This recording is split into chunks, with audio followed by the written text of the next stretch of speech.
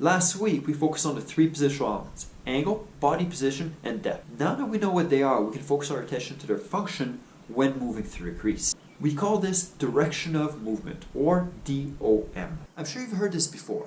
You need to get faster. Push your speed. Get there quick. But what does it mean to get there faster? What is it that dictates whether we're fast enough or not? And when you hear get there, well, where's there?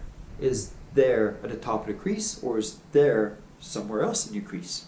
Well, first, let's figure out what speed is. Depending on your age and education level, I'm sure you've come across this formula before. Speed equals distance over time. For example, if you want to move from point A to point B, you would calculate the distance between the 2 points and divide it by the amount of time it takes you to get there. So if you're traveling 10 kilometers over a 1 hour time period, the speed at which you would be traveling is 10 kilometers per hour.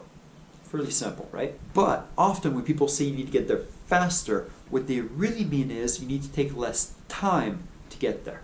In this case, the time formula would be time equals distance over speed. So if you were to calculate how much time it takes to get from point A to point B, you would have to divide the distance that you're trying to cover by the speed at which you're moving. This calculation would tell you how much time it would take to get to the targeted point.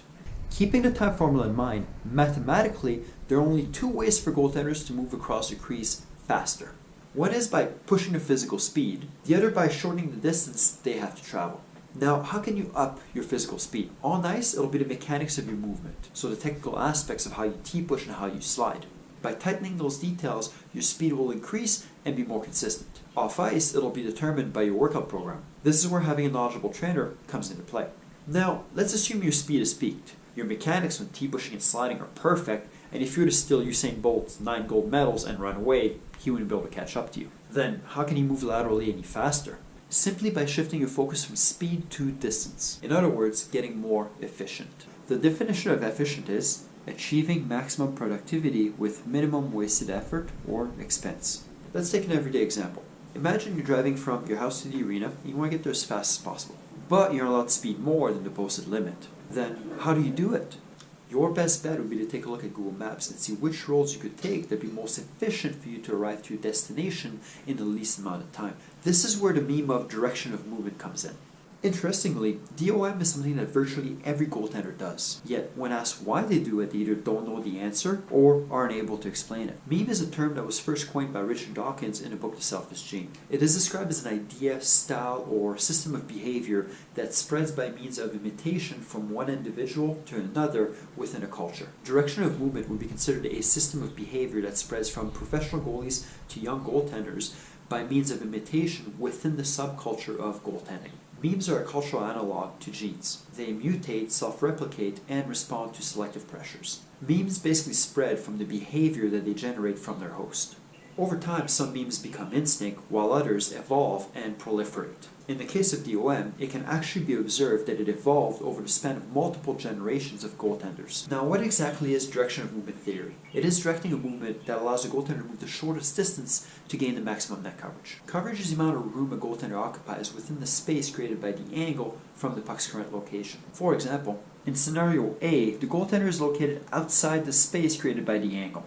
They have body position on the puck and have depth, but since they aren't on angle at all, they do not possess any coverage whatsoever.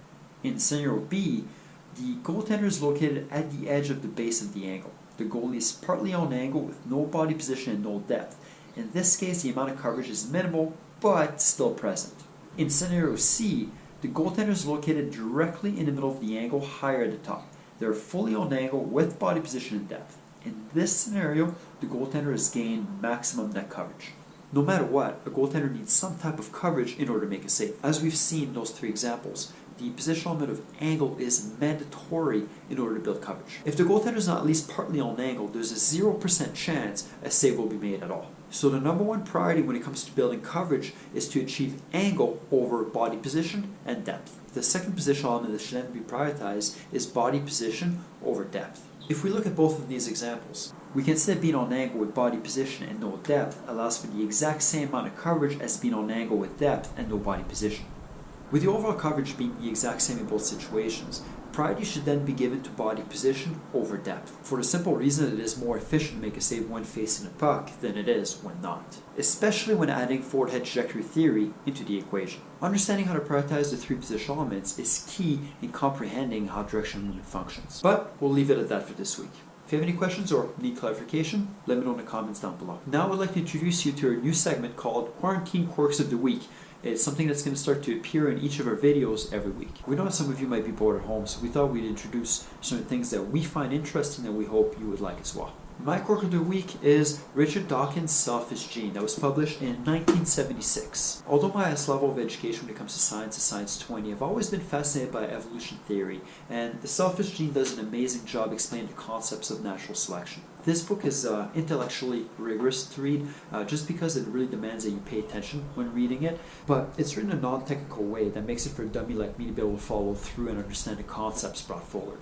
Chapter 11 on memes is by far my favorite. While genes propagate themselves from body to body, memes do the same from brain to brain by means of imitation. This is how ideas, cultures, systems of behavior, or fashion styles adapt and evolve through the ages.